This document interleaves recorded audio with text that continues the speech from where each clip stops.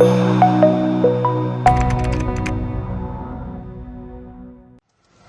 الرجال؟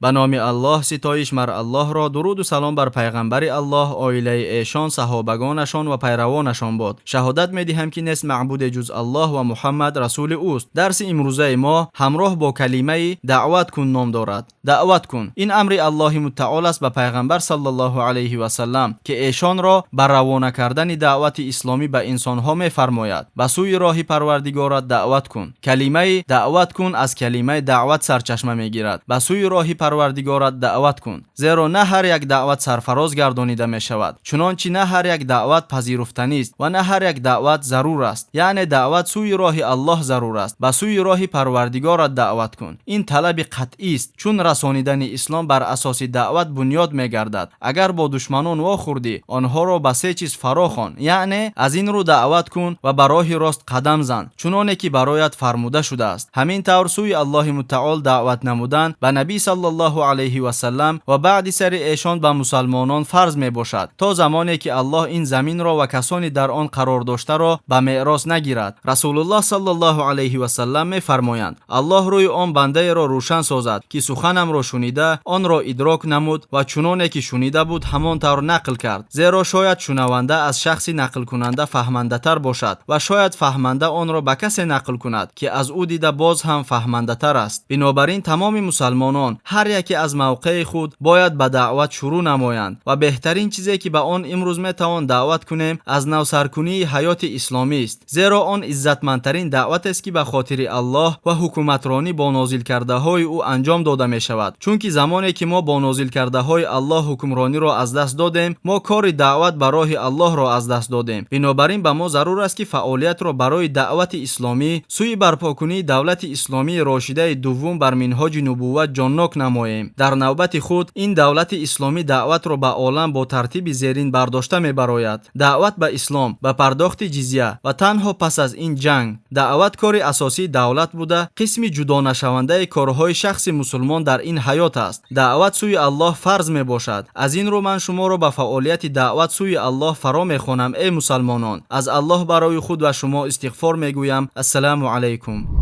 тамошобинони гиромӣ, агар хоҳед ки наворҳои мо зуд ва бардавом бароянд, пас зер кардани тугмачаи лайкро фаромӯш накунед. албатта дар шабакаи мо обуна шавед ва видеоҳои моро ба дигарон бирасонед, зеро расонанда мисли амалкунанда соҳиби мукофот мегардад.